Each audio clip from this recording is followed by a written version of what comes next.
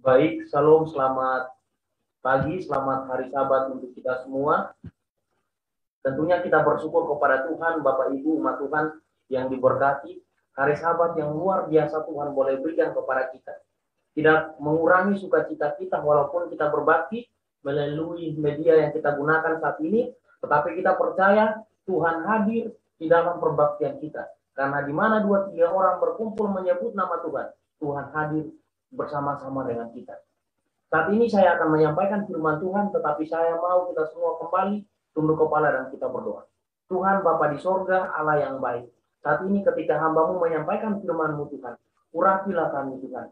Bahkan kiranya Tuhan boleh memberkati media, bahkan jaringan yang kami gunakan, agar semuanya dapat bisa berjalan dengan baik. Agar firman Tuhan yang akan hamba-Mu sampaikan, dengan pertolongan Tuhan, kami akan bisa melakukan di dalam kehidupan kami. Terima kasih Bapa, hanya dalam nama Yesus kami telah berdoa kepada Bapa di surga.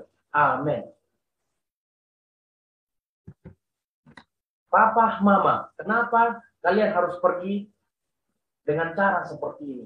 Ini merupakan tangisan dari 2 orang anak di mana mereka harus ditinggalkan oleh anak, oleh orang tua, bahkan oleh abang-abang mereka, bahkan kakak-kakak mereka yang harus pergi meninggal dengan kejadian yang sangat tragis. Bahkan kejadian ini terjadi pada akhir tahun 2020 yang terjadi di Poso, di Sulawesi Utara. Itulah jeritan tangis dari anak-anak perempuan yang orang tuanya menjadi korban pembunuhan dari orang-orang yang tidak memiliki hati nurani. Ada satu korban harus terjadi dalam kondisi gosong, meninggal gosong. Bahkan kaki keduanya harus dipotong. Bahkan ada yang meninggal akibat lehernya harus digorok, bahkan terdapat luka akibat digorok. Bahkan ada pun harus meninggal tanpa kepala di halaman rumah mereka. Bahkan kepala seorang korban dibuang ke seberang jalan. Jika kita melihat peristiwa-peristiwa yang terjadi di dalam kehidupan kita, kita akan melihat, bahkan kita akan merenungi. Bahkan terkadang kita bertanya kepada diri kita sendiri, Tuhan, mengapa ini harus terjadi? Bahkan apa yang terjadi? Mereka tidak pernah berpikir sebelumnya bahwa keputusannya mengikut Yesus membawa kepada mereka akhir kehidupan yang sangat meriah. Di mana keluarga ini baru menerima Tuhan sebagai juru selamat pribadi.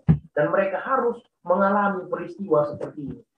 Dan ketika peristiwa itu terjadi, seringkali kita bertanya di dalam kehidupan kita. Kita bertanya dalam diri kita, mengapa, dan mengapa. Bahkan ketika kita bertanya, mengapa, jawaban yang kita bertanya tersebut atau pertanyaan yang kita berikan di dalam pemikiran bahkan hati kita, mungkin kita tidak bisa untuk mendapatkan jawaban tersebut. Oh, Yesus, mengapa semua harus terjadi?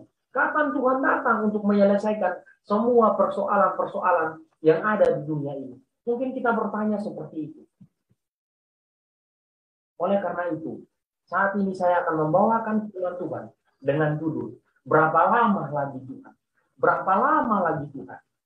Tangisan yang memilukan dari orang-orang yang menantikan kedatangan Yesus yang kedua kali. Namun harus mengalami penderitaan yang sangat menyakitkan di dalam kehidupan kita. Dan peristiwa yang terjadi, bahkan penderitaan yang dialami. Saat ini pun kita bisa merasakan penderitaan yang kita alami. Kita harus merelakan orang-orang yang kita sayangi, orang-orang yang kita cintai, harus pergi meninggalkan kita, meninggal oleh akibat pandemi saat ini. Bahkan penderitaan itu dimulai dari zaman Habel, ketika Kain membunuh adiknya yang bernama siapa? Yang bernama Habel. Kita bisa lihat dunia kita saat ini, jumlah kematian COVID yang sangat mengerikan. Bahkan saat ini sudah lewat dari 4 juta kasus harus meninggal dunia akibat apa? Akibat COVID saat ini. Kita bisa lihat suara ambulans yang selalu kita dengarkan selalu menyiang-nyiang di telinga kita, selalu berbisik di telinga kita. Ketika kita mendengarkan itu, bahkan ketika kita melihat ambulans, yang ada dalam pemikiran kita adalah pasti ada orang sakit COVID atau pasti ada orang yang telah meninggal karena COVID. Itu pemikiran kita. Bahkan sekarang lebih ramai di tempat tempat pekuburan umum daripada di mana? Daripada di mall. Kenapa? Karena itulah yang terjadi. Pandemi yang terjadi saat ini. Ketika itu terjadi, kita akan bertanya, kapan Tuhan Engkau datang? Berapa lama lagi Tuhan? Dunia harus seperti ini. Oleh karena itu, ada 4 hal yang ingin saya berikan kepada kita. 4 hal yang akan kita hadapi menjelang kedatangan Tuhan. Yang pertama, hidup akan semakin sulit. Yang kedua, akan ada 2 kelompok manusia, umat Tuhan atau umat seperti Tuhan. Yang ketiga, karakter penentu dari keduanya. Dan yang keempat, Tuhan akan melepaskan umat. Yang pertama, kita akan mempelajari hidup akan semakin sulit atau hidup akan semakin sukar. Kita bisa lihat saat ini, banyak orang harus di PHK. Banyak pengusaha muda yang harus bangkrut karena tidak bisa bertahan di saat pandemi seperti ini. Banyak orang yang tidak bisa bekerja karena PPKM saat ini. Dan berbagai cara orang melakukan untuk bisa memenuhi kebutuhan hidupnya. Dalam Habakuk 1 ayat 2 sampai ayat yang keempat. Berapa lama lagi Tuhan? Aku berteriak, tetapi tidak kau dengar. Aku berseru kepadamu, penindasan, tetapi tidak kau tolong. Mengapa engkau memperlihatkan kepadaku kejahatan, sehingga aku memandang kelaliman? Ya, aniaya dan kekerasan ada di depan mataku. Perbantahan dan pertikaian terjadi. Itu sebabnya hukum kehilangan kekuatannya dan tidak pernah muncul keadilan. Sebab orang fasik mengepung orang benar. Itu sebabnya keadilan muncul terbalik. Seringkali dalam kehidupan kita umat-umat Tuhan yang percaya kepada Tuhan, penderitaan kita alami dalam kehidupan kita. Seringkali kita bertanya kepada Tuhan, Tuhan berapa lama lagi aku berteriak kepada Tuhan? Seringkali kita berdoa kepada Tuhan, Tuhan berapa lama saya harus mengalami penderitaan hidup seperti ini? Tetapi tidak Tuhan dengar. Tuhan, kenapa orang selalu memperlakukan saya tidak baik Tuhan? Tetapi saya memperlakukan orang baik. Tetapi kenapa Tuhan? Mungkin kita bertanya, Tuhan, ketika orang itu memperlakukan saya tidak baik kepada saya, tetapi hidupnya senang-senang Tuhan. Mungkin kita bertanya kepada Tuhan, Tuhan mengapa dan mengapa? Dalam Mazmur 94 ayat 1 sampai yang kelima. Mungkin kita berdoa kepada Tuhan seperti ini. Ya Allah pembalas, ya Tuhan, ya Allah pembalas, tampillah Tuhan. Balaslah kepada mereka atau kepada orang-orang yang congkak atas perbuatan yang mereka lakukan kepada kami. Berapa lama lagi Tuhan? Orang fasik atau orang jahat harus berdia-dia di atas kami. Semua orang melakukan kejahatan itu menyombong. Umat-Mu ya Tuhan, mereka meremehkan dan milik-Mu sendiri mereka tindas. Seringkali mungkin kita berdoa seperti itu, Bapak Ibu sekalian umat Tuhan yang diberkati. Kita mengalami penderitaan, kita mengalami penganiayaan selama kita hidup di dunia ini. Bahkan ketika kita putus asa, mungkin kita berdoa seperti yang dituliskan dalam Mazmur 94 ayat 1 sampai yang kelima. Kita berdoa seperti ini. Bahkan kita hidup seperti zaman Habakuk hidup. Ketika Habakuk lari kepada Tuhan dengan kebingungannya, agar namun Allah tidak mendengarnya. Orang benar menjadi korban keganasan orang lain.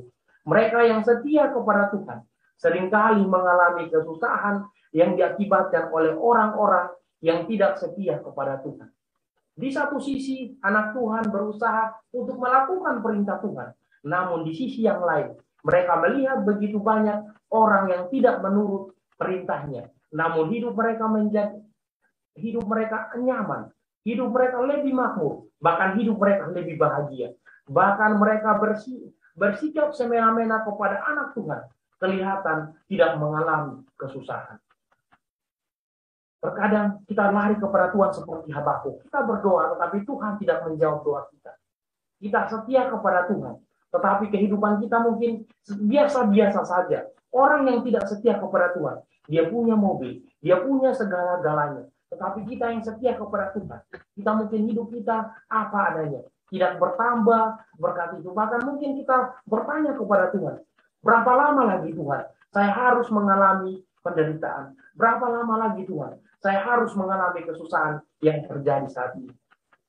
Ada 3 ayat yang akan menguatkan kita saat ini ketika kita mengalami kesukaran ketika kita memilih untuk mengikuti Tuhan.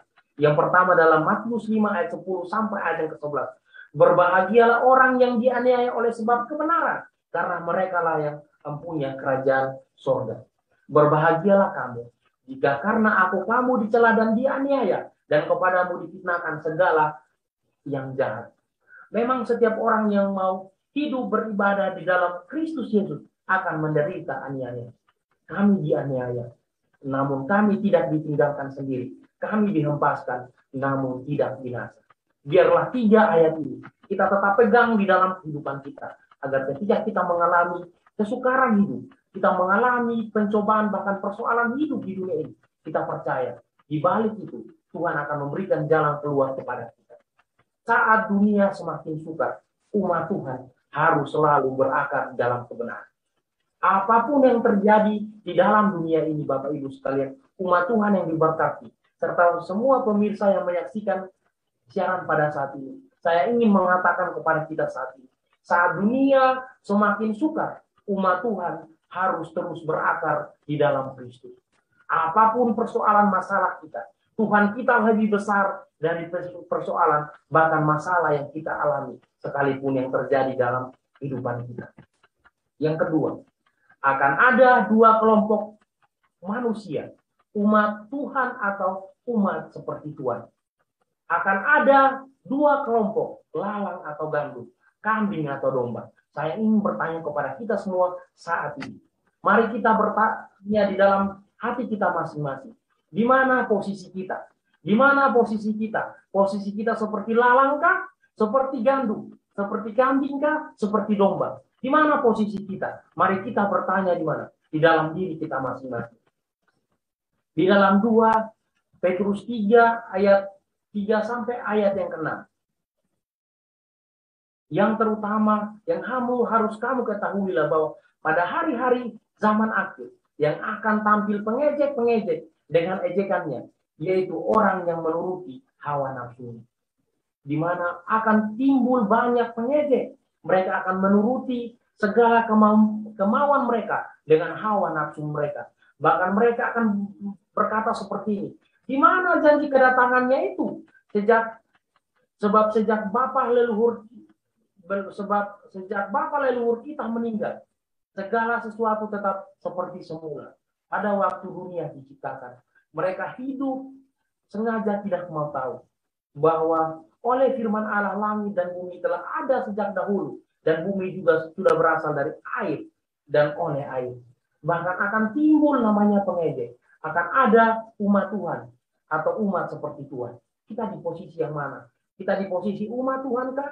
Atau umat Tuhan yang selalu hidup menuruti hawa nafsunya, sengaja hidup tidak mau tahu.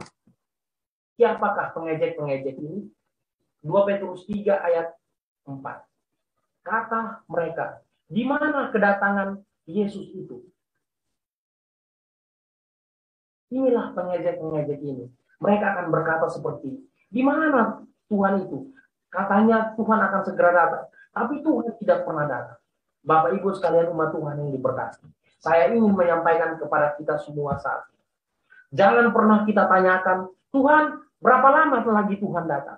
Jangan pernah kita tanyakan, Tuhan kapan Tuhan datang? Tetapi saya mau mengajak kita saat ini.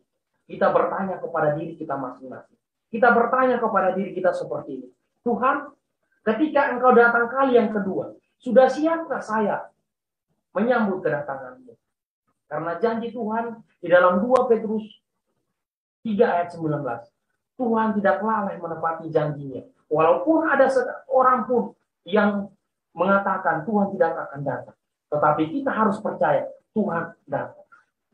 Lalu apa yang harus kita persiapkan? Kita harus selalu persiapkan diri kita. Jangan selalu kita bertanya, Tuhan kapan Engkau datang? Tetapi kita harus bertanya kepada diri kita. Tuhan, ketika Engkau datang, sudah siapkah saya menyambut kedatangan Tuhan? Mari kita tanyakan di dalam diri kita masing-masing. Mereka adalah orang-orang yang dulunya umat Tuhan, yang sama-sama menantikan kedatangan Yesus yang kedua. Namun dalam perjalanan kehidupan rohani, mereka berubah dari mengikut Tuhan kepada mengikuti hawa nafsu mereka. Bapak Ibu umat Tuhan yang diberkati. Dalam perjalanan hidup kita di dunia ini, ketika kita mengikuti Tuhan, banyak persoalan, banyak masalah, banyak hal-hal yang menjurkan kita untuk hidup kepada hal-hal keduniawian ini. Tetapi saya ingin katakan kepada kita, kita harus tetap hidup setia kepada Tuhan. Karena akan tiba waktunya, orang yang dulu setia kepada Tuhan, mereka akan meninggalkan kebenaran ini. Tetapi saya percaya, kita semua yang mendengarkan firman Tuhan pada saat ini, kita akan menjadi umat Tuhan yang setia sampai Tuhan datang kali yang kedua. Janji kedatangan Yesus mungkin sudah terlupakan dan tidak menarik lagi. Mengapa tidak menarik lagi? Karena mungkin dari kecil ketika sudah mengetahui kebenaran ini, kita mendengar Tuhan segera datang, Tuhan segera datang. Bahkan lalu dikumandangkan terus-menerus. Bahkan mungkin kita mendengar kita sudah bosan. Bahkan itulah yang terjadi. Kedatangan Tuhan, bahkan janji kedatangan Tuhan mulai sudah terlupakan, bahkan tidak menarik lagi. Letter 46 1887 akan terjadi suatu penantian. Pada saatnya nanti sekam akan harus dipisahkan dari gandum. Akibatnya merajalela kejahatan, maka kasih dapat menjadi dingin. Pada saat itulah yang asli akan menjadi yang kuat. Saat ini kita tidak bisa membedakan mana umat Tuhan yang datang beribadah dengan sungguh-sungguh, atau mana umat Tuhan yang datang beribadah dengan formalitas saja. Kita tidak tahu. Tetapi akan tiba saatnya, akan tiba waktunya di mana ada namanya penantian. Kita akan ditampi. Dan di mana posisi kita? Kita akan menjadi seperti lalangkah atau kita menjadi gandum? Mari kita bertanya di dalam kehidupan kita. Ketika Tuhan datang kali kedua, tiba penghakimannya, di mana posisi kita? Kita akan menjadi seperti lalang yang disekam oleh angin lalu terbuang, atau kita akan tetap menjadi gandum? Di mana posisi kita? Pemberitahuan mengenal waktu Yesus kedatangan Tuhan adalah merupakan perlawanan yang besar dari pendeta yang di mimbar seringkali menyampaikan firman Tuhan tentang kedatangan Tuhan, tetapi masih banyak orang yang menentang hal tersebut. Bahkan, tetapi Allah yang Maha Tahu membaca hati mereka. Mereka tidak ingin mendengarkan kedatangan Kristus untuk menghakimi dunia ini dalam kebenaran. Mereka adalah hamba-hamba Allah yang tidak setia. Mereka bukan saja menolak untuk mendengar argumentasi sederhana dari Alkitab, tetapi bahkan mereka mengejek mereka yang mencari Tuhan. Seringkali ketika kita mengikuti Tuhan, dalam persoalan hidup masalah ini, mungkin ada keluarga kita, kalian rajin beribadah, kalian rajin dekat sama Tuhan, tapi kok hidup kalian masih seperti itu? Kalian masih mengalami pencobaan. Mungkin kita setia kepada Tuhan. Di dalam gereja kita ada perpecahan. Ada namanya tidak satu pendapat, tidak satu ide. Mungkin kita akan bertanya kepada diri kita, Tuhan, kenapa ini harus terjadi? Mengapa ini harus terjadi? Setan menyerang umat Allah yang setia lewat dua sisi. Yang pertama, penggodaan datang dari luar, seperti kesenangan dan kenyamanan dunia. Yang kedua, penggodaan datang dari dalam. Mereka yang mengaku umat Allah atau pekerja Allah, namun mengacaukan pekerjaan Allah. Yang pertama adalah penggodaan datang dari luar, seperti kesenangan dan kenyamanan dunia. Bapak Ibu sekalian umat Tuhan yang diberkati. Jika kita lihat peristiwa demi peristiwa yang terjadi saat ini di dunia ini, boleh kita simpulkan, dunia tidak menjamin kesenangan, bahkan kenyamanan hidup di dunia ini. Kenapa? Kita bisa lihat bencana alam, kita bisa lihat pandemi yang terjadi saat ini. Dengan pandemi yang terjadi saat ini, saya ingin katakan kepada Tuhan, saya ingin mengatakan kepada kita saat ini, mari kita fokuskan pemikiran kita kepada Tuhan. Karena Tuhan akan memberikan kenyamanan dan kesenangan hidup. Hanya kita boleh beroleh kerajaan surga yang Tuhan sudah sediakan. Akan ada yang kedua, penggodaan datang dari dalam. Mereka yang mengaku umat Tuhan atau pekerja Allah, namun mengacaukan pekerjaan Allah sendiri. Dan itulah yang terjadi saat ini.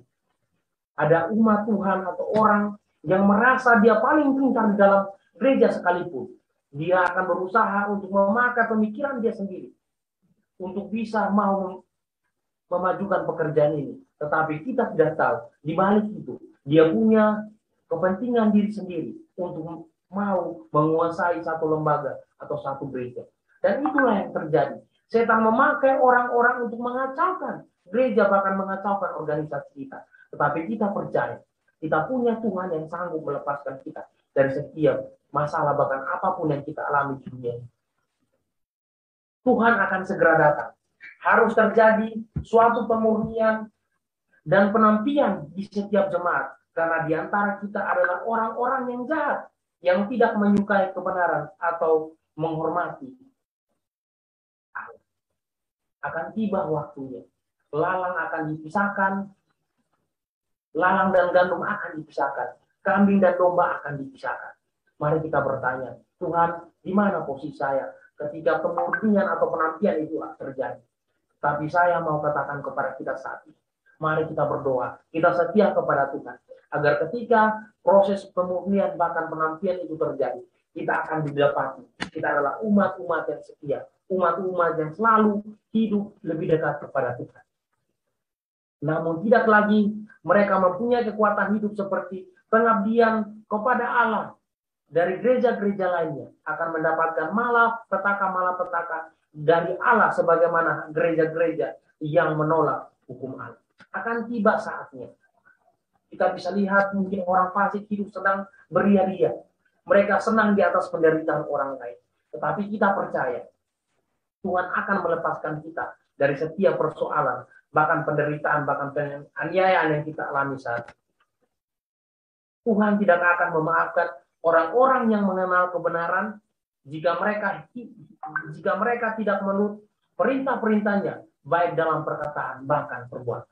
Ingat, Tuhan tidak akan memaafkan kita semua yang sudah mengetahui kebenaran ini, namun kita tidak hidup menurut kebenaran Tuhan. Kita tidak menurut perintah-perintah Tuhan melalui perkataan kita maupun melalui apa? Perbuatan kita. Amaran yang jelas mengatakan kepada kita, tidak ada maaf bagi Tuhan jika kita sudah tahu kebenaran itu, tetapi kita tidak mau melakukan apa yang Tuhan ingin kita lakukan di dalam kehidupan kita. Penyimpangan dari prinsip-prinsip yang besar akan Kristus telah letakkan pada pengajaran-pengajarannya, melaksanakan rancangan-rancangan manusia. Ini merupakan salah satu nasihat kepada Tuhan, bahwa tidak ada kata maaf jika kita melaksanakan segala rancangan-rancangan hidup ini dengan rancangan-rancangan manusia. Di mana posisi kita saat ini? Mari kita bertanya ketika Tuhan datang. Di mana posisi Anda? Posisi domba kah? Kambing kah? Gandum kah? Atau lalat? Di mana posisi kita? Mari kita bertanya kepada Tuhan. Mari kita minta kepada Tuhan. Yang ketiga, karakter menjadi penentu dari semuanya.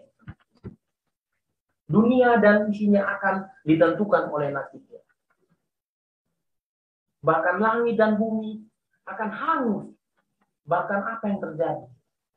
Langit dan bumi akan lenyap oleh dahsyat penghakiman yang terjadi. Unsur-unsur dunia akan hangus dalam nyala api. Dan bumi dan segala yang ada di atasnya akan hilang lenyap. Yaitu kamu yang menantikan dan mempercepat kedatangan hari Allah. Pada hari itu langit akan binasa dalam api dan unsur-unsur dunia akan karena nyala api. Semua unsur-unsur bumi akan dilenyapkan. Segala pepohonan, lembah hutan, lautan dan segala isinya, bahkan binatang, mobil yang kita punya, rumah yang kita punya, bahkan gereja yang kita punya saat ini, semua pusat-pusat pelayanan, semua akan ditentukan oleh nasibnya. Ditentukan untuk apa? Ditentukan untuk dimusnahkan. Tidak ada sisa lagi. Semua lenyap. Seperti lagu Ariel Peter Pan mengatakan seperti ini. Tak ada yang abadi.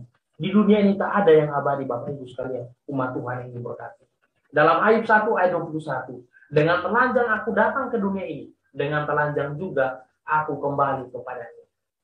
Harta yang kita punya, jabatan yang kita punya, kekayaan yang kita punya saat ini, itu merupakan titipan dari Tuhan, hanya sementara saja. Ketika kita mati, Yang kita bawa bukanlah semua mobil, semua rumah yang kita bawa. Ayub mengatakan, dengan telanjang aku datang ke dunia ini. Dengan telanjang juga aku kembali kepadanya. Alexander, dia pernah menulis seperti ini. Istriku, apabila aku mati, aku minta kepada engkau melubangi peti matiku di sebelah kiri dan kanan. Dan engkau harus mengeluarkan tanganku dari peti mati itu, agar apabila orang datang untuk menyaksikan jasadku, mereka akan melihat dengan tangan kosong, aku datang ke dunia ini. Dengan tangan kosong juga, aku kembali. Bapak Ibu sekalian umat Tuhan yang diberkati. Apa yang mau kita sombongkan di dunia ini? Harta yang kita punya hanya sementara. Jabatan yang kita punya hanya sementara. Semua itu adalah titipan Tuhan. Semua itu adalah titipan Tuhan. Mari kita gunakan dengan baik. Mari kita olah harta yang kita punya itu agar bisa menjadi berkat bagi orang lain. Saudaraku, kita lahir tidak bawa apa-apa. Bahkan kita mati pun tidak bawa apa-apa. Semuanya ditentukan nasibnya. Untuk apa? Untuk dibinasakan. Lalu kalau semua ditentukan untuk dibinasakan, apalagi yang mau kita cari selama kita hidup di dunia ini? Apa cari uang itu tidak perlu? Saya ingin katakan, cari uang itu perlu. Tapi cari Tuhan lebih perlu. Cari rumah itu perlu. Tapi cari selamat itu saya ingin katakan, lebih perlu. Cari pacar perlu? Perlu. Tapi cari Tuhan jauh-jauh lebih perlu. Manusia punya banyak keperluan, tapi saya ingin katakan, Allah tahu segala kebutuhan hidup kita. Oh sobatku, oh Bapak Ibu sekalian umat Tuhan yang diberkati. Marilah kita persiapkan diri kita untuk bertemu dengan Tuhan. Mari kita buang segala perkara-perkara dunia ini yang menghalangi kita untuk bertemu dengan Tuhan.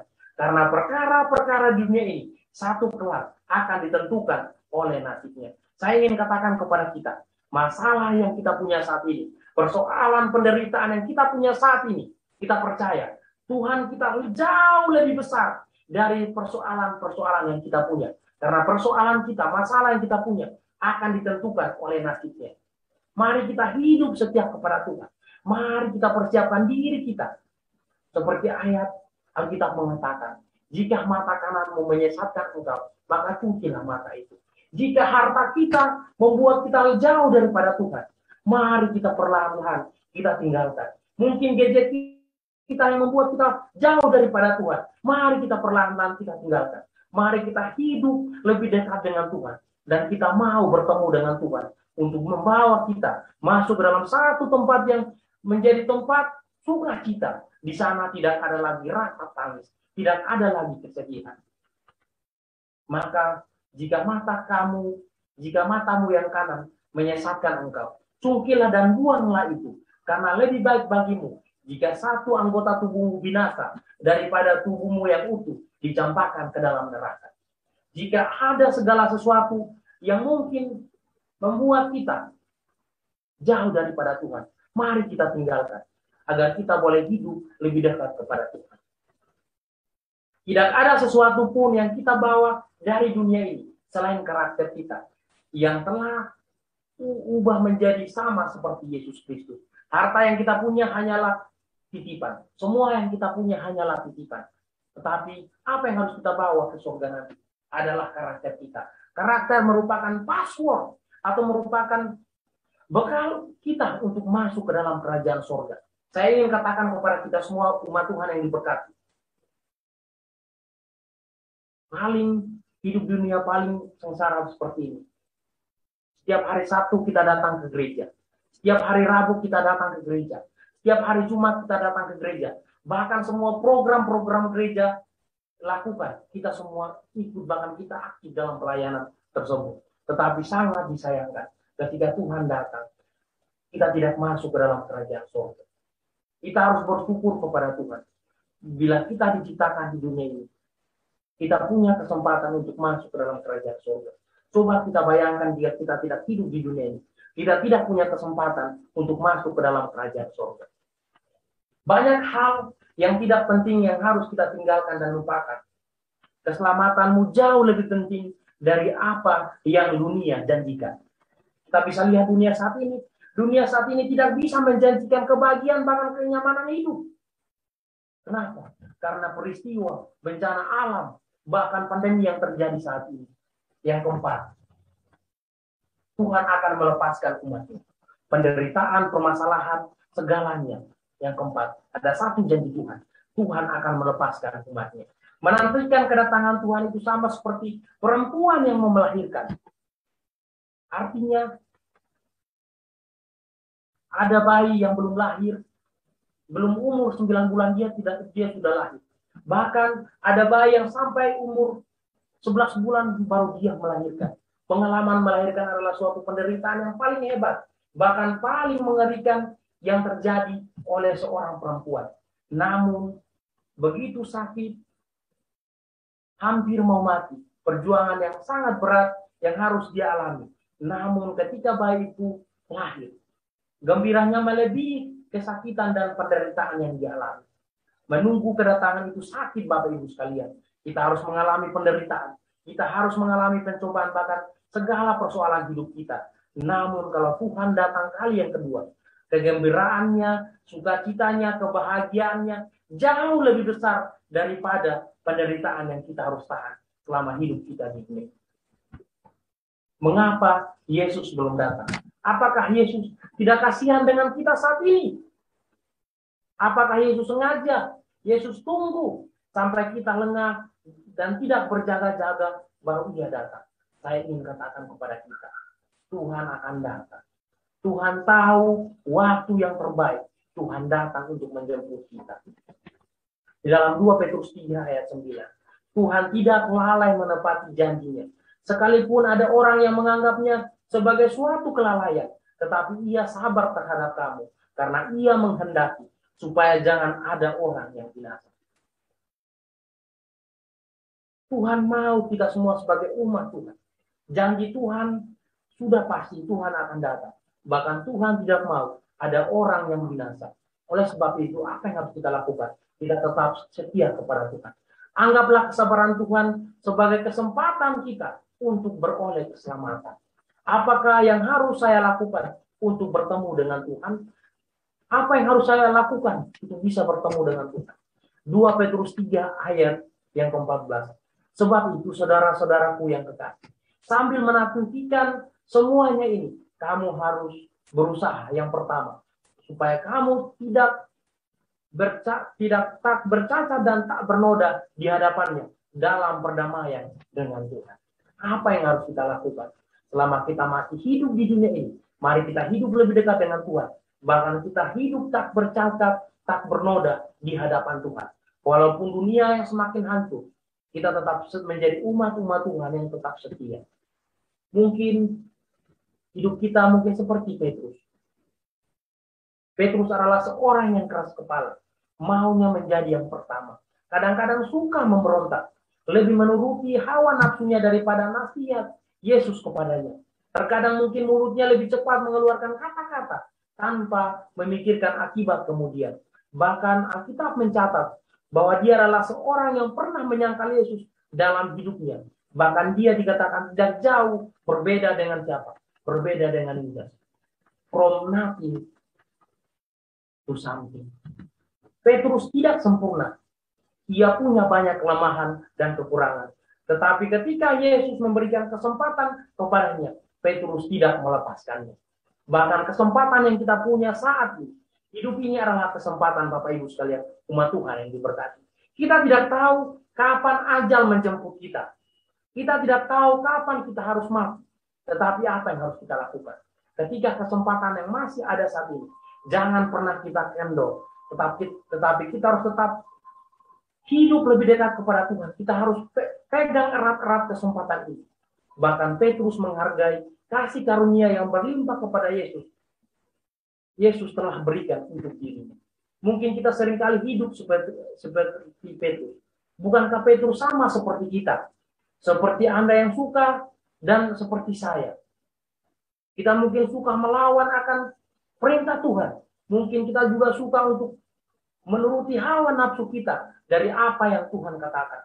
Bahkan mungkin kita juga sering menyangkal Yesus dalam kehidupan kita setiap hari. Tetapi kasih karunia Allah masih berlimpah. Dicurahkan untuk kita. Rahmatnya belum tertutup. Kesempatan ia masih berikan kepada kita. Apa yang harus kita lakukan? Kita sambut dan terimalah. Dan peganglah itu di dalam hidup kita. Agar ketika Tuhan datang kali yang kedua, Tuhan akan berkata, Yesus akan berkata kepada kita, hai engkau hambaku yang setia. Engkau telah setia dalam perkara selamat. Engkau hidup di dunia ini. Masuklah ke dalam rumah yang aku telah sediakan bagi kita. Oleh karena itu Bapak Ibu sekalian umat Tuhan, Yesus akan segera datang. Yakinlah pada Tuhan. Percayalah kepada Tuhan. Dan ikutilah Dia. Bukan ikuti apa kata hati kita. Apa yang menurut kita baik. Tetapi mari kita mengikuti apa yang Tuhan mau kita lakukan di dalam kehidupan kita. Inilah firman Tuhan yang saya sampaikan pada saat ini. Biarlah pelajaran kita saat ini, firman yang saya sampaikan saat ini, boleh bisa menguatkan kita. Agar dalam kehidupan kita, apapun yang terjadi, persoalan, masalah, pencobaan, bahkan penderitaan yang kita alami, kita percaya. Ada di balik itu, Tuhan akan datang, bahkan Tuhan akan melepaskan umatnya dari setiap pencobaan, bahkan penderitaan yang kita alami. Kiranya Tuhan boleh memberkati kita semua. Amin.